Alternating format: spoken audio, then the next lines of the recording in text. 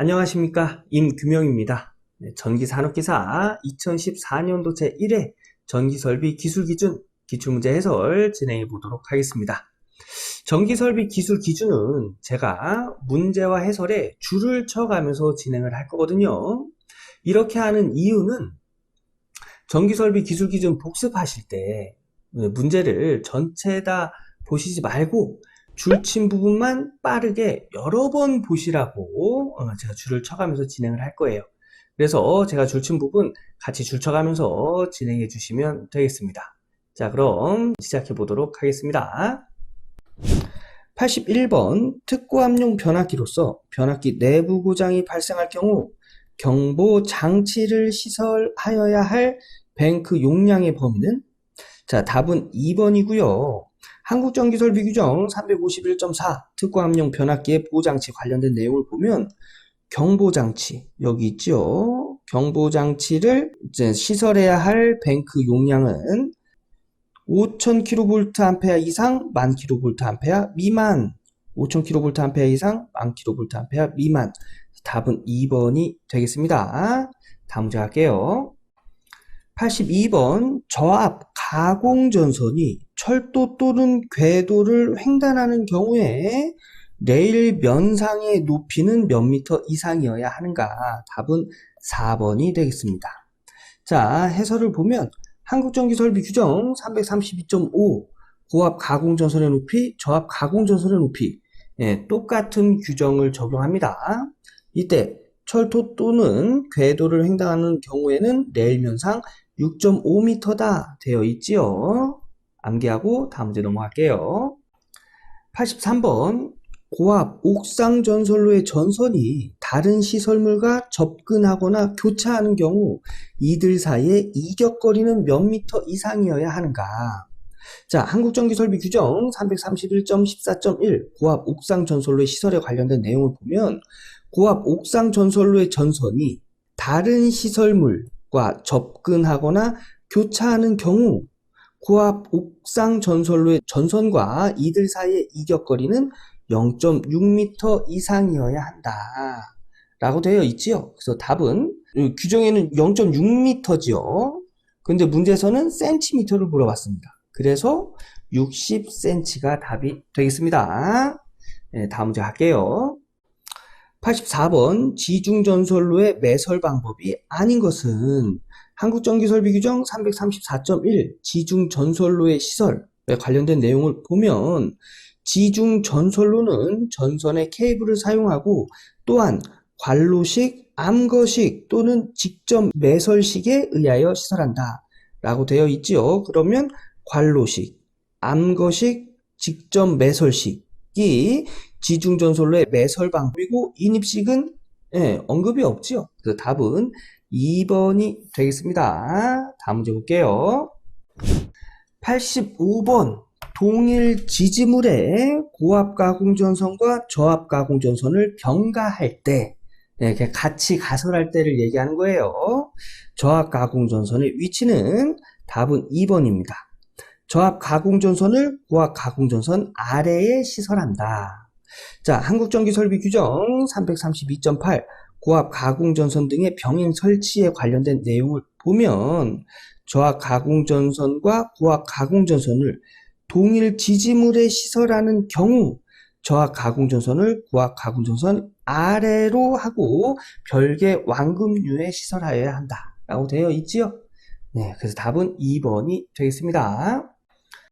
86번 전기철도 차량에 전력을 공급하는 전차선의 가선 방식에 포함되지 않는 것은?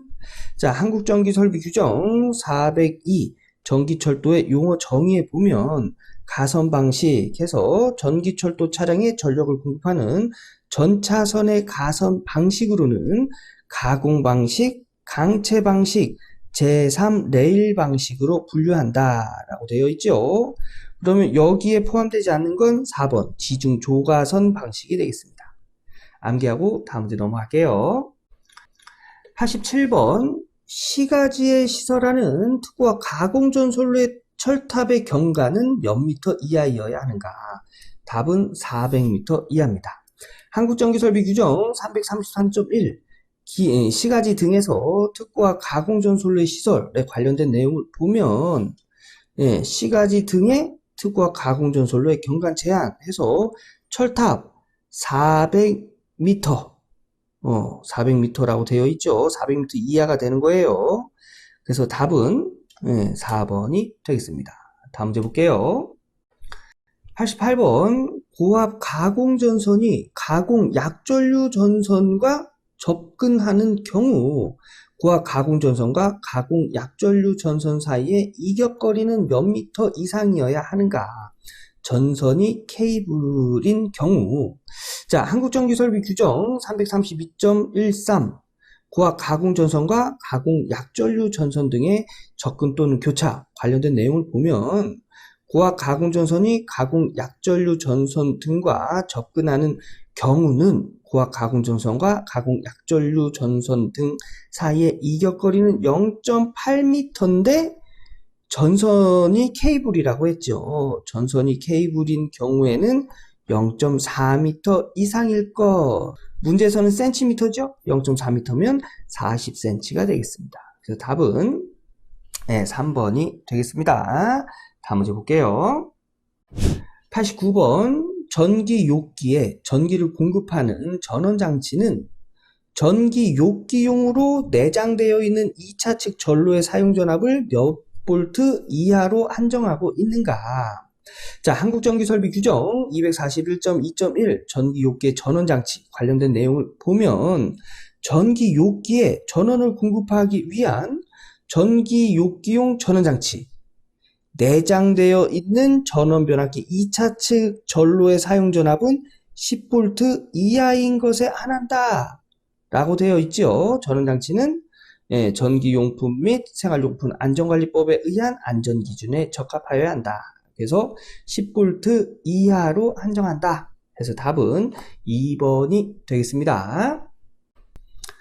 90번 154kV 가공전선로를 제1종 특구와 보안공사에 의하여 시설하는 경우 사용전선은 인장강도 58.84kN 이상의 연선 또는 단면적 몇 밀리미터 제곱 이상의 경동 연선이어야 하는가? 답은 150mm 제곱이 되겠습니다. 자, 154kV면 요 밑에 표에서 100kV 이상 300kV 미만이 되겠죠. 여기 보면 단면적 150mm 제곱 이상의 경동 연선을 사용한다고 되어 있지요. 그래서 답은 4번이 되겠습니다. 91번 지중 전선로를 직접 매설식에 의하여 차량 기타 중량물의 압력을 받을 우려가 있는 장소에 시설하는 경우 매설 깊이는 몇 미터 이상으로 하여야 하는가? 자, 답은 1m가 되겠고요. 한국전기설비 규정 334.1 지중전선로 시설에 관련된 내용을 보면 지중전선로를 직접 매설식에 의하여 시설하는 경우에는 매설 깊이를 차량 기타 중량물의 압력을 받을 우려가 있는 장소에는 1m 이상으로 한다 라고 되어 있지요. 그래서 답은 2번이 되는 겁니다. 92번 변압기의 고압측 전로와 혼촉에 의하여 저압측 전로의 대지전압이 150V를 넘는 경우에 2초 이내에 고압 전로를 자동 차단하는 장치가 되어 있는 6600대 220V 배전선로에 있어서 일선 지락 전류가 2A이면 접지 저항값의 최대는 몇 옴인가?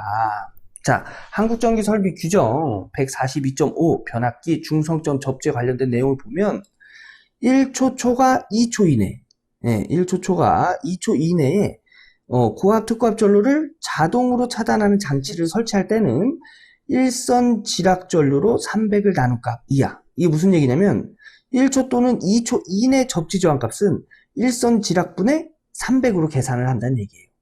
자, 일선 지락 전류 몇 암페어? 2A. 2A분의 300 하면 이때는 접지 저항값이 155m 라는 걸 알 수가 있죠. 그래서 답은 3번이 되겠습니다. 다음 문제 갈게요.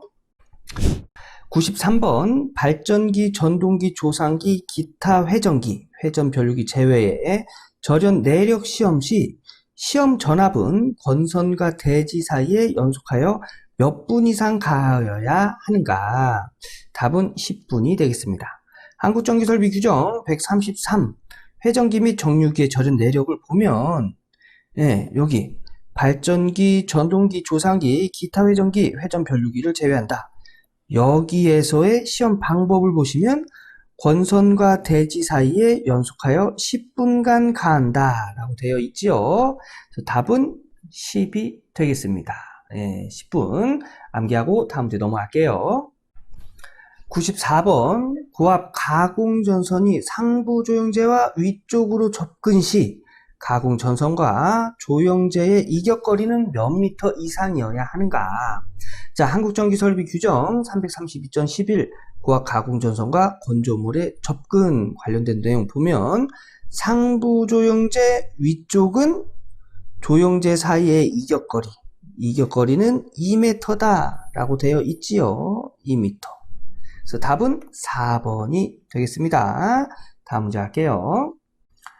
95번 전로의 중성점을 접지 않은 목적에 해당하지 않는 것은? 자, 한국전기설비 규정 322.5 전로의 중성점 접지에 보면 전로의 보호장치의 확실한 동작의 확보, 이상전압의 억제 및 대지전압의 저하를 위하여 중성점에 접지공사를 한다라고 되어 있지요. 보호장치의 확실한 동작의 확보, 이상전압의 억제, 대지전압의 저하. 그죠? 해당되지 않는 건 2번이 되겠습니다. 자, 다음 문제 볼게요. 96번 터널에 시설하는 사용전압이 400V 이상의 저압인 경우 이동전선은 몇 밀리미터 제곱 이상의 0.6% 1kV EP 고무절연 클로로플랜 케이블이어야 하는가? 답은 3번 0.75mm 제곱이 되겠습니다. 자, 한국전기설비 규정 242.7.4 터널 등의 전구선 또는 이동전선 등의 시설에 보면 터널 등에 시설하는 사용전압이 400V 이하인 저압의 전구선 또는 이동전선은 단면적이 0.75mm 제곱 이상의 300대 300V 편조 고무코드 또는 0.6%1kV EP 고무절연 클로로플랜 캡타이어 케이블일 것이라고 되어 있죠. 답은 3번이 되겠습니다. 97번 애자 사용공사에 의한 고압 옥내 배선 시설에 사용되는 연동선의 단면적은 최소 몇 밀리미터 제곱의 것을 사용하여야 하는가? 자, 한국전기설비 규정 342.1 고압 옥내 배선 등의 시설에 관련된 내용을 보면 애자 사용공사에 의한 고압 옥내 배선의 전선은 공칭 단면적 6mm 제곱 이상의 연동선 또는 이와 동등 이상 세기 및 굵기의 고압 절연전선이나 특고압 절연전선 또는 인하용 고압 절연전선일 것이라고 되어 있지요. 그래서 답은 3번 6mm 제곱이 되겠습니다. 98번 고압용 기계 기구를 시설하여서는 안 되는 경우는 답은 2번 시가지 외로서 지표상 3m가 아니고요 4m예요.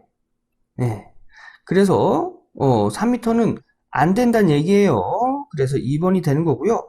한국전기설비 규정 341.8 고압용 기계기구 시설에 보면 고압용 기계기구는 다음 어느 하나에 해당하는 경우와 발전소, 변전소, 개폐소 또는 이에 준하는 곳에 시설하는 경우 이외에는 시설하여서는 안 된다. 그러니까 아래 경우 이외에는 시설하면 안 된다는 얘기예요. 근데 여기 보면 기계기구를 지표면상 4.5m, 시가지 외는 4m 이상의 높이에 시설하고 라고 되어 있죠. 그래서 이하는 시설하면 안 된다는 얘기예요.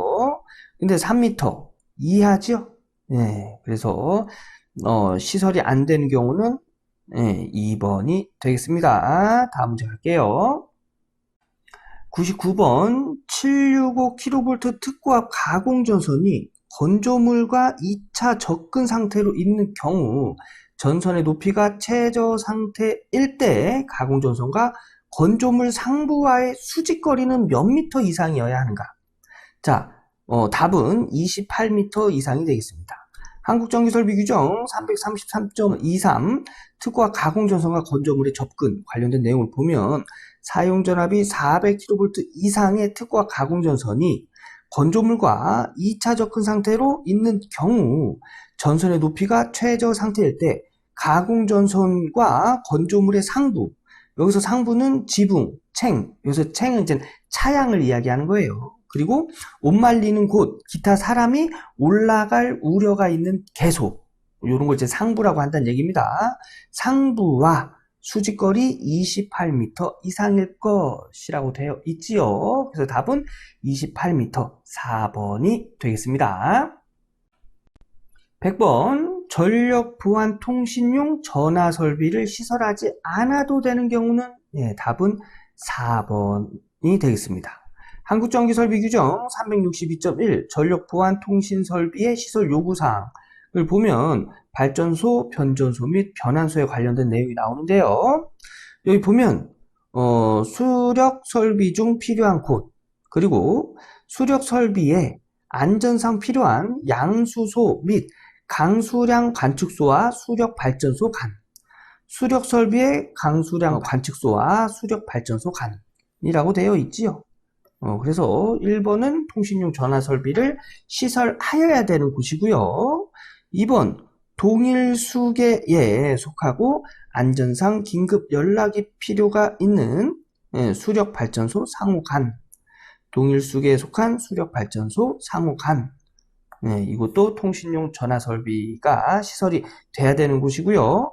발전 제어소와 기상대, 여기 4번을 보면 발전소 있죠? 발전 제어소가 발전소예요.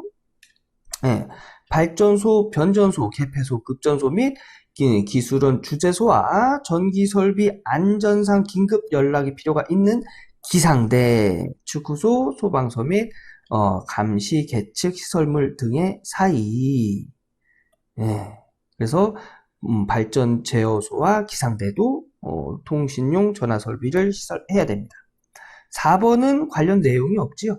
그래서 시설하지 않아도 되는 경우는 4번이 되겠습니다. 이렇게 해서 전기산업기사 2014년도 1회 전기설비 기술기준 기출문제 한번 풀어봤는데요. 제가 말씀드린 대로 처음 공부하시는 분들은 일단은 제가 줄친 부분만 여러 번 반복해서 보시는 걸 권장드립니다. 그러고 나서 한 5개년도 정도 이렇게 공부하시고요. 그 다음부터는 문제 풀어보면서 내 나름대로 정리를 한번 하세요. 그런 식으로 공부를 하셔야 헷갈리는 게 좀 덜하고요. 중요한 것 위주로 공부가 가능합니다. 이게 효율적인 방법이겠죠. 이렇게 해서 강의 마무리 짓고요. 저는 다음 기출문제 해설 강의에서 인사드리도록 하겠습니다. 감사합니다.